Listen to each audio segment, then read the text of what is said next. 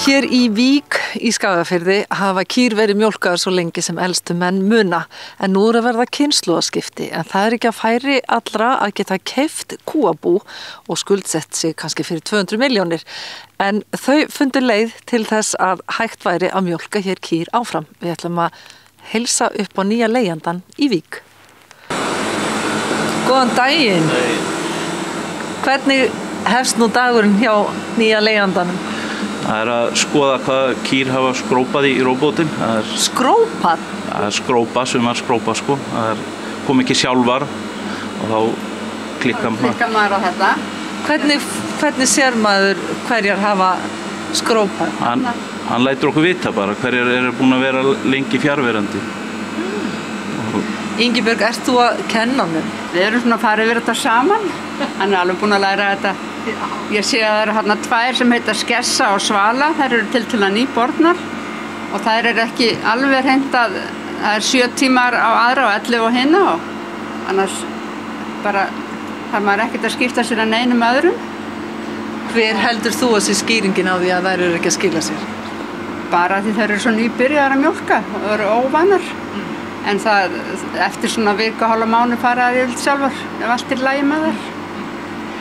Þannig að þetta er afskaplega mikið breytt frá því að Sigfús var hérna ungur. Já, það er ekki eins og þú hafir ekki komið inn í fjósið í Vík. Nei, ég kom held ég fyrst hérna 5 ára, 1973 eða 4. Einhvern tímann á síðustu öld bara. Já, svo var hérna náttúrulega viðloðandi alveg fram yfir 90. Svo fór ég suður og kom inn aftur. Bændaskólann? Já.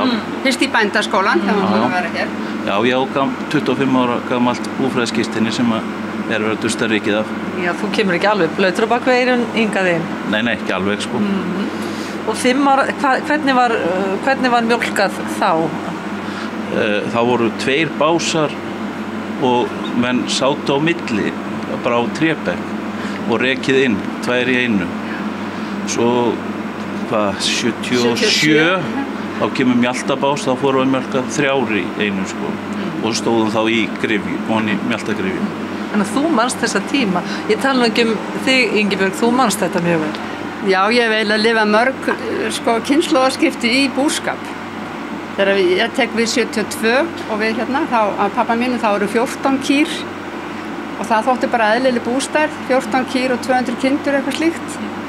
Og ég er búin að búa hérna í 43 ár, þannig þetta er nú að verða gott. Sigfús datt svo bara alveg ofan í hausinn á okkur, óvænt.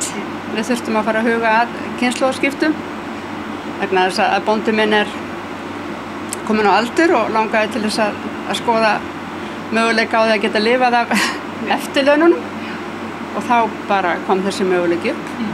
Það er náttúrulega meira en að segja það að kaupa svona kúabú. Já, og það er nefnilega það sem maður er ágjörð af að nýliðun hún verður svo lítil í búskap vegna þess að ungt fólk er ekki fært að kaupa svona batteri og taka þessi ákvörðun fyrir lífstíð því þetta er meira en að segja það.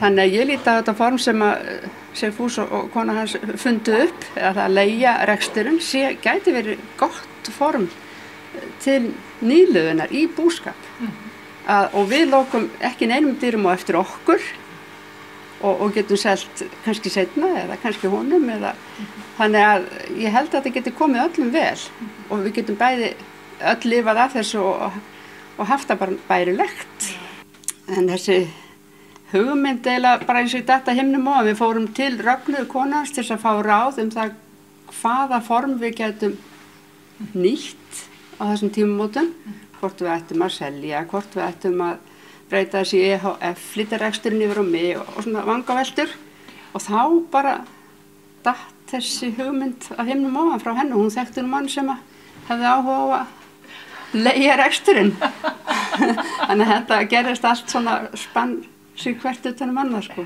Í Vík eru 50 mjólkandi kýr en pláss fyrir 64 á róbótum.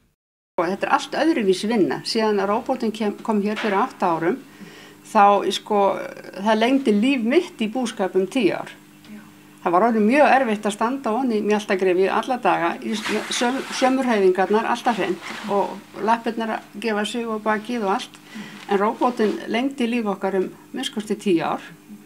Fyrir utan það hvað hann kýrnar elskan mikið.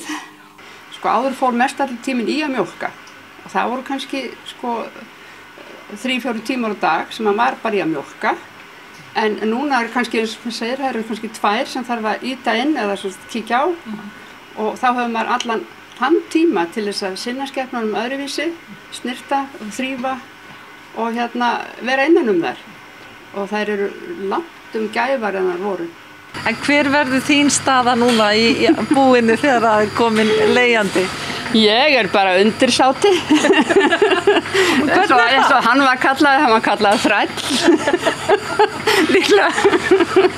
Þannig að, nei, ég bara í hlutastarfi hér, mér skorti til að byrja með og unnið því ákvæmlega vel því að ég þarf að hafa eitthvað að gera.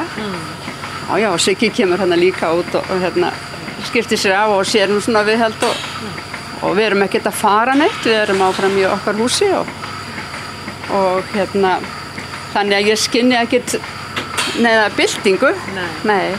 En er þetta ekki bara fordæmisgefandi fyrir aðra sem eru í sömu stöðu og þig?